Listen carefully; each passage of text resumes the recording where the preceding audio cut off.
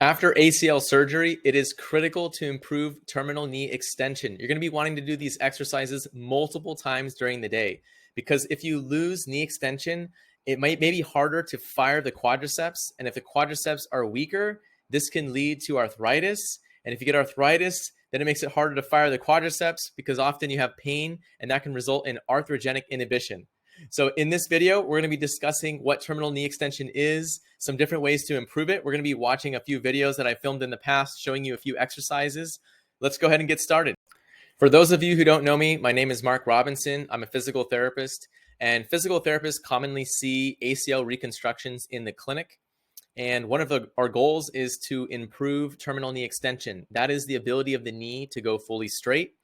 This video is showing me doing resisted terminal knee extension, also known as TKE.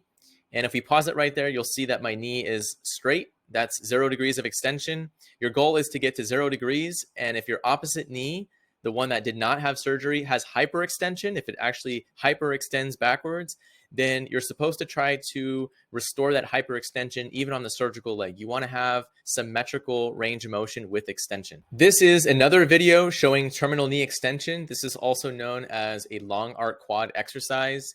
This helps to improve quadriceps strength and achieving the last few degrees of knee extension. Just to note, the previous exercise I showed you and this one, they both stress the ACL in extension. And usually for the first couple weeks, maybe even the first month after surgery, you're going to want to take it easy with this terminal knee extension under resistance and even just using your active quad contraction. Be sure to follow the guidelines of the physical therapist because one of the primary goals is to protect that ACL and to ensure a strong graft to the bone. And depending on what type of graft that you're getting, you can have a hamstring cadaver graft, you can have a quadricep graft, you can have from your own tendon, you can have a hamstring graft from your own tendon. Typically, those autografts, the ones that are coming from your body, do tend to be strong and well integrated with your body. So a lot of therapists tend to be slightly more aggressive with the exercises after those types of grafts. But this is something to be discussed with your surgeon and your physical therapist. You want to make sure that you're following those guidelines afterwards to make sure that you're not adding too much resistance with terminal knee extension. Usually the first goals are just to improve that end range of motion. And you can do this with some passive stretching that I'll show you in just a minute here. So here is a video from the prehab guys showing passive terminal knee extension. You can use an ankle weight on top of the knee. Sometimes you could hang a weight off the knee by using some bands or straps above and below the kneecap. So it's a little bit more comfortable, and you can hang a weight and you want to hold that stretch for between 5 and even up to 15 minutes. You usually have to progress up to that duration and also progress with the weight. You want to make sure that it's not extremely painful or uncomfortable, or it's going to be causing any muscle guarding. But doing this stretch about 3 to 4 times a day is a great way to improve terminal knee extension. I'll show it one more time here.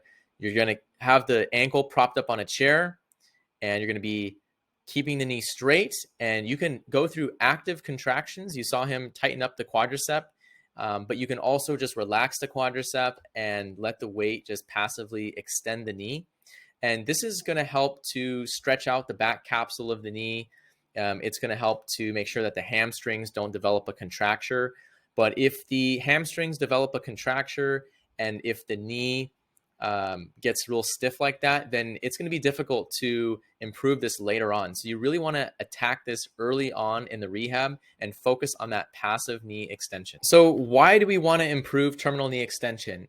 This study showed that there was a predictor of poor quadricep strength in females who had a terminal knee extension deficit.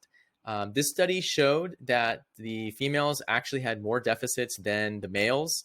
There's implications for physical therapists to really focus on improving terminal knee extension in the female adolescent population. This study was looking at people 14 to 25 years old. They underwent a unilateral, a one-sided ACL reconstruction, and they had a quadricep tendon autograft. And there was knee extension deficits in the females that was significantly different than the males. and this can lead to quadricep weakness. And there's other studies showing that quadricep weakness is associated with having a higher risk of developing osteoarthritis. So this is something that if you want to preserve your knee for a long time, you want to make sure that you're strengthening your quadricep and you're also working on terminal knee extension. As you can see, improving terminal knee extension is really important for both short and long-term knee health. If you're frustrated with knee extension, keep working on it. Ask your doctor, your surgeon, or physical therapist questions, and be sure to work on that terminal knee extension that first month after surgery. That is a critical time to improve your range of motion and to get the quadriceps activated so you could maintain that knee extension.